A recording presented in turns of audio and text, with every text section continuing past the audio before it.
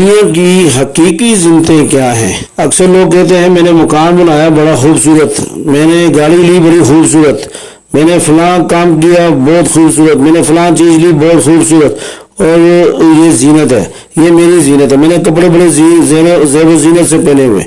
اور دنیا کی زینت کیا ہے؟ جو حقیقی زینت ہے، جو حقیقی زینت ہے جس کے بارے میں ہمیں پتہ نہیں ہے، وہ ماں اور باپ، ماں اور باپ، یہ حقیقی زینت ہے دنیا کی ہمارے لیے۔ اور نیک اولاد، اولاد، والدین، نیک بیوی اور خاوند، اور ہمدرد احساس کرنے والا انسان جو آپ سے حقیقت میں ہمدردی اور احساس کرتا ہے، آپ کو سمجھاتا ہے، سیدھا راستہ دکھاتا ہے، تبلیغ کرتا ہے، آپ کو نماز کی طرف بلاتا ہے۔ یہ دنیا کی زینتیں ہیں۔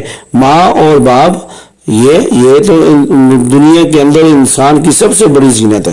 اور نیک اولاد یہ زینت ہے۔ نیک بیوی اور خاوند یہ زینت ہے۔ ہمدرد دوست۔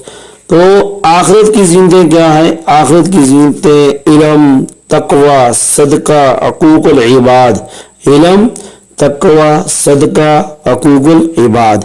علم آخرت کی زینت۔ آپ کے پاس علم ہوگا تو آپ آخرت کی آنے والی زندگی میں کامیاب ہو جائیں گے، اور علم ہوگا تو عمل اچھا ہوگا۔ اگر علم نہیں ہوگا تو عمل کے بارے میں بھی پتہ نہیں چلے گا، تو عملی زندگی ناقص ہو جائے گی۔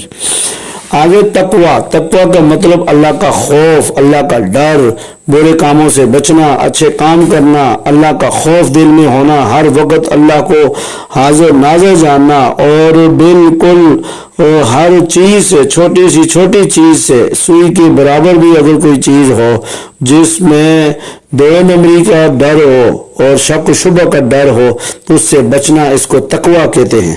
تو یہ آخرت کی زینت ہے۔ صدقہ، اللہ کے راستے میں خرچ کرنا، جو آج ہم لوگ دور ہو چکے ہیں۔ صدقہ ہر بلا کو ٹال دیتا ہے۔ آپ سرکار نے فرمایا، آپ صلی اللہ علیہ وآلہ وسلم کا فرمان، صدقہ ہر بلاؤں کو کھا جاتا ہے، اور یہ حقیقت ہے۔ آپ صدقہ کریں۔ آپ صلی اللہ علیہ وسلم نے غریب سے غریب تر آدمی کو بھی صدقہ کرنے کا حکم دیا ہے۔ صدقہ کریں۔ تو یہ بھی آخرت کی زینت ہے۔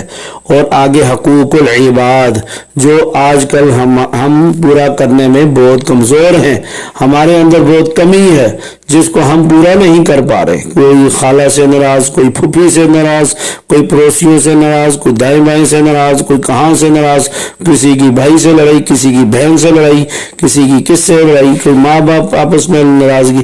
یہ حقوق العباد ہیں۔ مرنے کے بعد حقوق العباد کے بارے میں پوچھا جائے گا، حساب ہوگا۔ تو اس لیے حقوق العباد، آپ کے پڑوس کے اندر، آپ کے دائیں بائیں، بڑا چھوٹا، سب کے حقوق ہیں۔ جانوروں کے بھی حقوق ہیں۔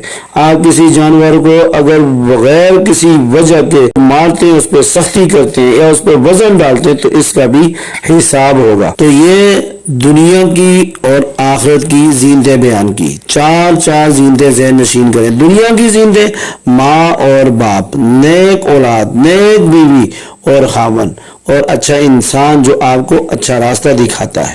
آخرت کی زینت ہے علم، تقوی، صدقہ، حقوق العباد۔ یہ چار چیزیں ذہن نشین کریں، ان پہ عمل کریں، آپ کی زندگی دنیا میں بھی بہتر ہو جائے گی اور آخرت میں بھی بہتر ہو جائے گی۔ یہ دنیا اور آخرت کی زینتیں ہیں جو میں نے آپ کے سامنے بیان کی ہیں۔